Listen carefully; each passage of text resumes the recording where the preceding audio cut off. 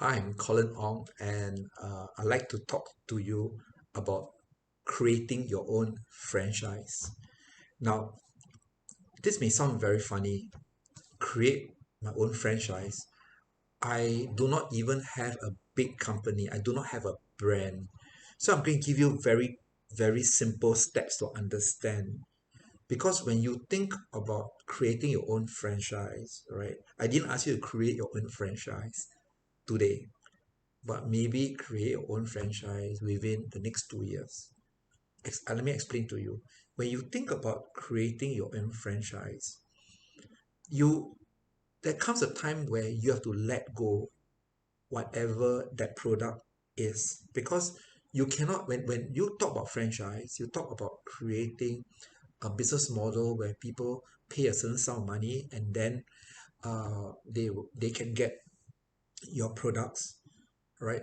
When you create a franchise within Singapore, it means that you, the creator, should not be in all the different shops. Because if you have to be in the different shops, you're not creating a franchise, you're creating a larger company.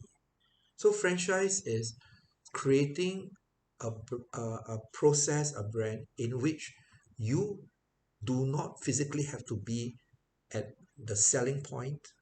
You could be at the beginning process, and then you get these products delivered, and then um, your franchisee would actually try to sell your product. So let me give you an example. Simplest example. All right. Baking.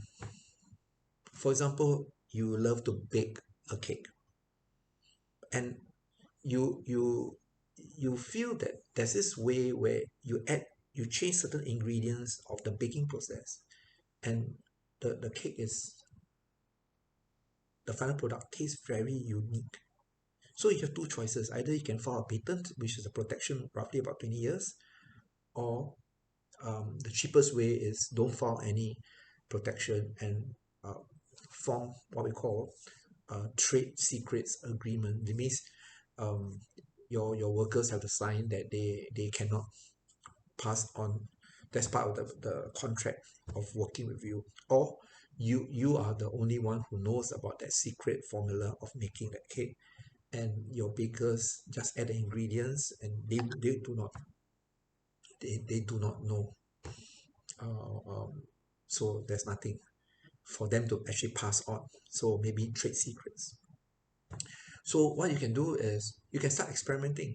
So if you are a housewife and you are clearing leave, for example, you have the last 2 weeks, you're clearing leave, right? Correct.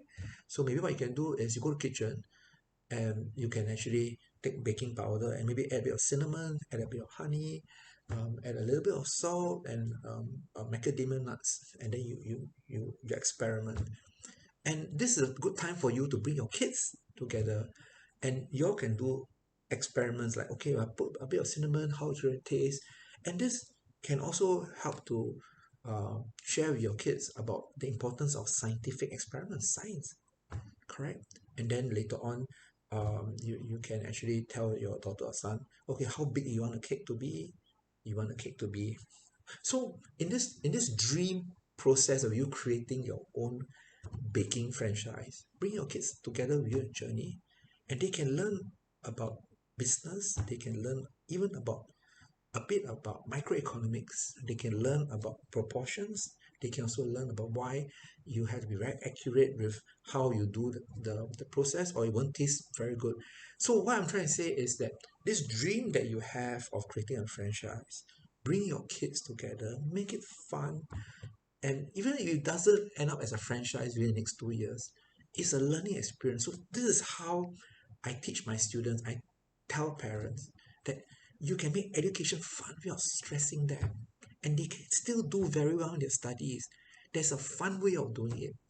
All right. If you all find that whatever I'm sharing, you believe in whatever I'm sharing, please share my TikTok, share my email with your friends, so that I can also spread the news and the way I teach.